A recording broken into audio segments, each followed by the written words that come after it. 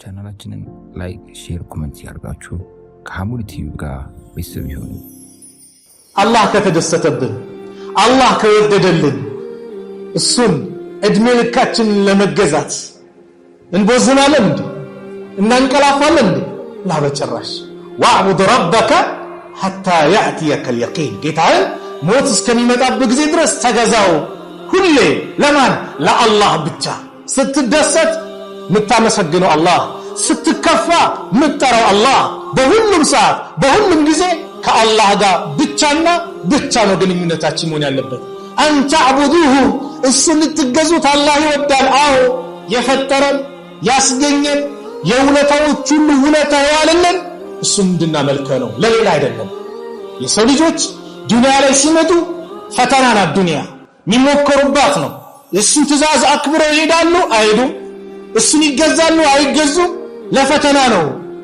እዚህ እሱን ሊያመልኩን የመጡት ወማ ኸለቅቱል ጂነ ወልኢንሰ ኢላ ሊዕቡዱን፣ አጋንንትንም ሆነ የሰው ልጆች አልፈጠርኩም እኔን ሊገዙኝ እንጂ ለሌላ ዓላማ አልፈጠርኳቸውም ብለዋል።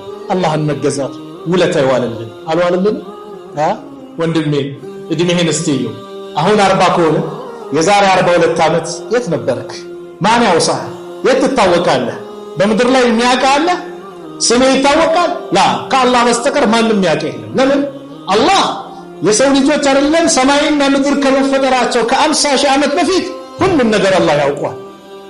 በሰው ዘንድ ግን አንታወቅም። هل أتى على الإنسان حين من الدهر لم يكن شيئا مذكورا። በሰው ልጆች ላይ እኮ የማይታወስበት ዘመን ጊዜ አልፏል። አዎ ከዛስ አላህ ከሁለት ባለትዳሮች ከባልና ከሚስት ያችን ፍትወት ጠብታ አስቡት።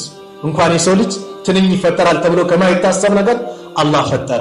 40 ቀን ንፍጥ፣ በሌላኛው 40 ቀን የረጋደን፣ በሌላኛው 40 ቀን የሚላመድ ቁራሽ ስጋ፣ 4 ወራት ሩህ ተነፍቶበት ከዛ አላህ አስተካክሎ ቅርጽ አስይዞ ምን ብሎ ስጋውን አልብሶ አጥንቱን ማለት ነው። ከዛስ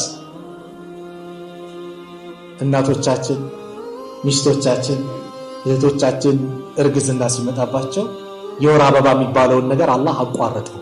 አያ ያደም ወደ ምግብነት ተቀይሮ ለጽንሱ ከተወለድን በኋላስ እናታችን ሽሮን በልታ ያገኘችውን አላህ የረዘቃትን በልታ አላህ በራሱ ቅመማ ቀምሞ ወተት አድርጎ ለኛው ቀለብ አደረገ። ጥርስ ነበረን የምናኝክበት፣ አቅም ነበረን እጃችንን ምግብ ላይ አድርገን ወደ አፋችን ምንከትበት? ላ አላህ ሁሉም ነገር ያመቻቸው እሱ ነው። አለም ነጅዐል ለሁ ዐይነይን፣ ለሰው ልጆች ሁለት አይን አላደረግንለትማ ለሰው ልጅ፣ ወሊሳነን ምላስ፣ ወሸፈተይን ከናፈሮችን፣ ወሀደይናሁ ነጅደይን፣ ወደ ሐቅ ወደ ባጢልስ አላሳየነውም አላመላከትነው። ወይም በሌላ ተፍሲር ወደ እናቱ ጡት ይቻላል። ማን አሳይቶ? አላህ። ትሮጣለህ እናት ጡት ጋር ያንን ምግብ አድርጎ ቀምሞ ይሄ ሁሉ ውለታ አለ። አረ ከዛም በላይ ትልቁ ውለታ ምን?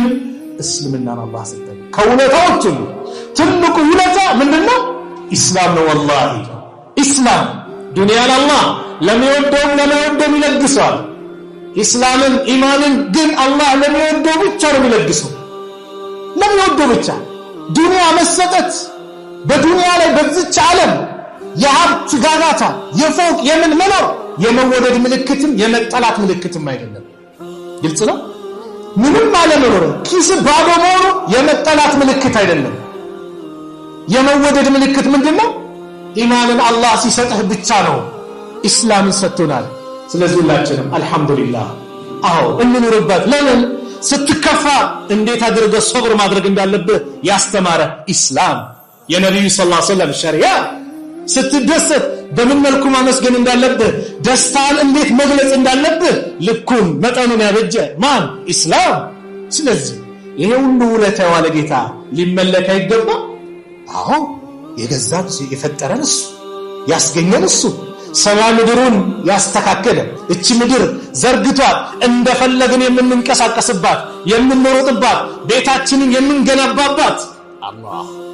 ሱረቱ በቀራ ላይ እኮ አላህ መላ የሰው ልጅ በአጠቃላይ ስማ እወቅ እያለ ጥሪ ያደርጋል። ያ አዩሃ ናስ፣ እናንተ ሰዎች ሆይ የሰው ልጆች በአጠቃላይ ስሙ፣ እዕቡዱ ረበኩም الذي خلقكم፣ የፈጠራችሁን ያንን ጌታችሁን አላህን ተገዙ። የሰው ልጆችን በአጠቃላይ የፈጠረው ማን ነው? አላህ። ሰማይ ምድርን የፈጠረው ማን ነው? አላህ ነው። ከአላህ ውጭ ወላሂ ማንም የለም፣ አላህ ብቻ ነው። ስለዚህ አዕቡዱ ረበኩም ጌታችሁን ተገዙ፣ አለዚ ኸለቀኩም ያ የፈጠራችሁን። ቅድም ያልኳችሁ ከመታወሳችሁ በፊት ያልነበራችሁ ከዛ በኋላ በእርከኑ ጠብቆ የሰው ልጆችን አላህ በአራት አይነት ሁኔታ ፈጥሯቸዋል። አባታችንን አደም ከአፈር ፈጠረው አላህ። ከአፈር ማን ያስበዋል? ማን ይገምተዋል? አላህ ግን ችሎታል። ወሁወ ዐላ ኩሊ ሸይእ ቀዲር ነው። ከአፈር ፈጠረው። እናታችንን ሐዋ ከአደም ጎን ግራ በኩል ከአደም ከአባት ብቻ ከወንድ ብቻ ፈጠራት። ሁለት አፈጣጠር። ሶስተኛው አደምና ሐዋ አላህ እንዲጋቡ አደረገና ልጅ ይወልዳሉ። አንዴ ሲወልዱ ሁለት ልጅ ነው፣ ሴትና ወንድ። ሁለተኛ እርግዝና ተከስቶም ሲወልዱ አሁንም ሴትና ወንድ። ከዛስ ዘሩ እንዲባዛ አላህ እንዴት አደረገ?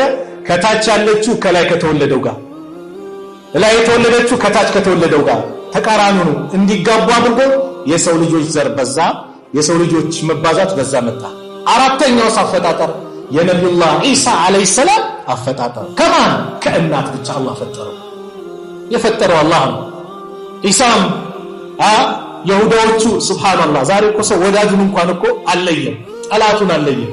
ይሁዳዎች ማለት በጣም ምድር ላይ ሸረኛው ፍጥረታት ማለት እንደ ይሁዳ ነው። ኢሳን የዝሙት ልጅ ብለው የተሳደቡ፣ መርየምን ያችን የተቀደሰች ጥብቋን የአላህን ትእዛዝ ያከበረች መርየምን አለይሂ ሰላም በሷ ላይ ሰላም ይሁንና ዝሙተኛ ብለው አመንዛሪ ብለው የተለያየ ስም የለጠፉላትን ሰው ሲደግፍ ወዳጅ ሲሆን ታየዋለህ። አይ ሰው ማንን እንደሚደግፍ ማን ወዳጅ እንደሚያደርግ እንኳን አያውቅም። በዚህ መልኩ ሲገልጽ አላህ በተአምር እንዲናገር አደረገው። ቃለ ኢኒ አብዱላህ እኔ አላህ ባሪያ ነኝ። ባርነቱን ገና በአንቀልባ ልጅ ሆኖ እንዲናገር አላህ አደረገው። አታኒ الكتاب ኪታብን ሰጥቶኛል። ወጀዐለኒ ነቢያ ነብይም አድርጎኛል አለ። ነብይ መሆናቸውን መሰከሩ። የአላህ ባሪያ መሆናቸውን መሰከሩ። ፍጡር መሆናቸውን መሰከሩ። አዎ ሁሉም ፍጡር ነው። ፍጡር የተባለ ደግሞ በእኛ ላይ የሚቆይ የለም፣ ሁሉም ይጠፋል።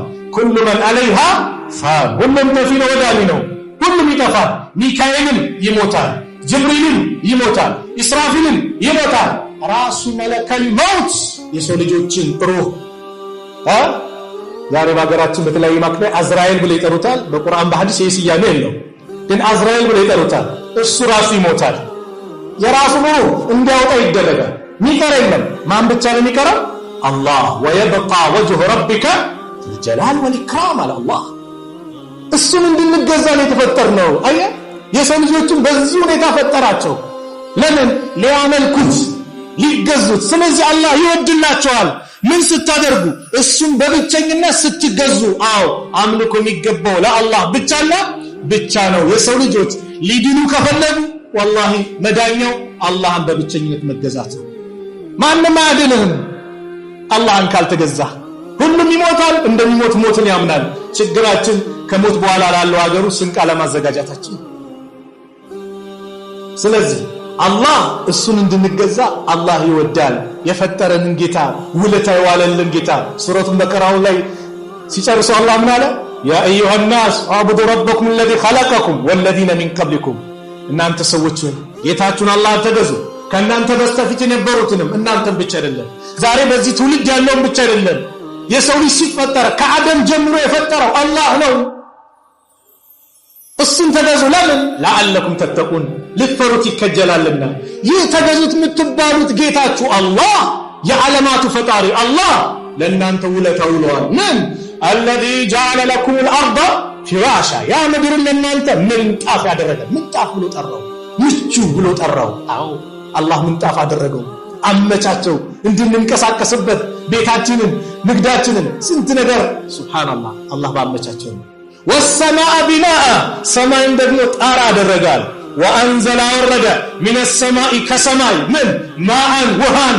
ከዛስ ፈአኽረጀ ቢሂ ካወረደ ውሃ ደግሞ ከምድር ለእናንተ ከሷ አወጣላችሁ። ምን ፈአኽረጀ ቢሂ ሚነ ሰመራት ፈአኽረጀ ቢሂ ሚነ ሰመራት። ሰመራት ማለት ሚነ ሰመራት ፍራፍሬ ብቻ አይደለም ይላሉ።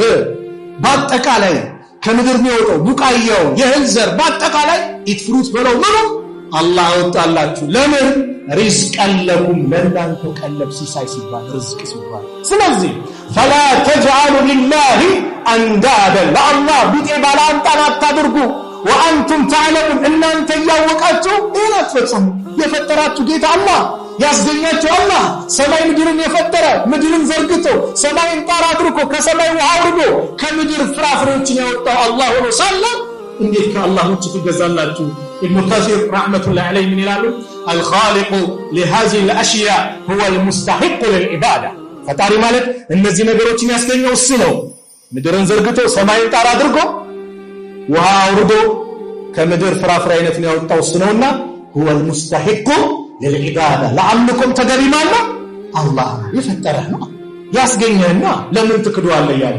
ስለዚህ አላህ መጀመሪያ የሚወድላችሁ እሱን በብቸኝነት ስትገዙ። ሲቀጥል አሉ ወላ ቱሽሪኩ ቢ ሸይአን በሱ ላይ ምንም እንዳታጋሩ አላህ ይወድላችሁ። አዎ አላህ ሽርክን አይወድም።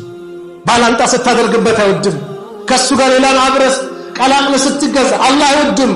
እቺ መብት ላይ አላህ ማይደራደርበት ቀይ መስመር አላት።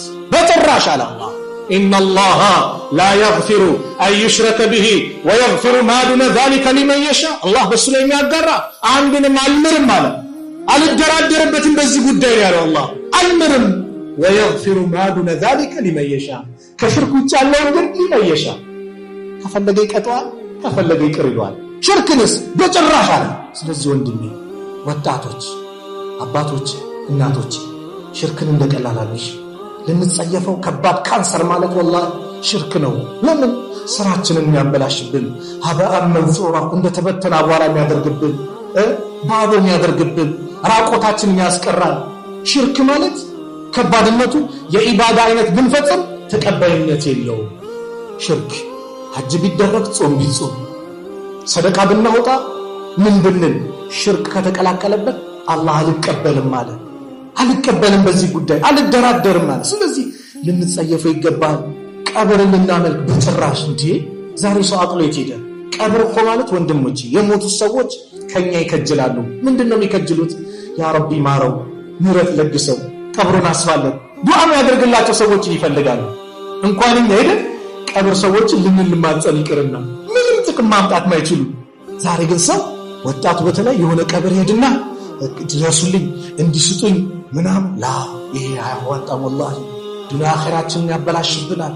ነብዩ ሰለላሁ ዐለይሂ ወሰለም ሊሞቱ ሲሉ እኮ ዱዓ ያደረጉበት ከባድ ጉዳይ ነው።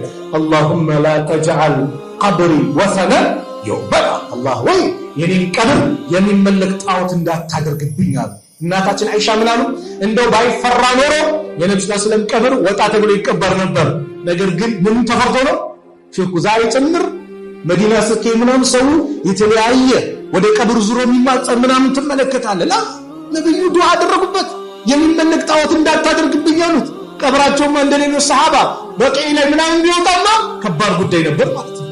እንደዛው ነው ጭምር አንዳንዱ ያ አላህ በጭራሽ የአላህ ሐቅ ከአላህ ሐቅ በምንም መልኩ አቡበከር ሲዲቅ ነብዩ ሲሞቱ በሳቸው ዘመን ብዙ ሰዎች ተቀልብሰዋል። ስልጣን የሚፈልጉ ስሜታቸውን እንደፈለጉ የሚከተሉ ነብይ ነን ብለው የተነሱ እንደነ ሙሰይለመቱል ከዛብ የመሳሰሉ ሴቶችን ጭምር የተነሱ ነበሩ።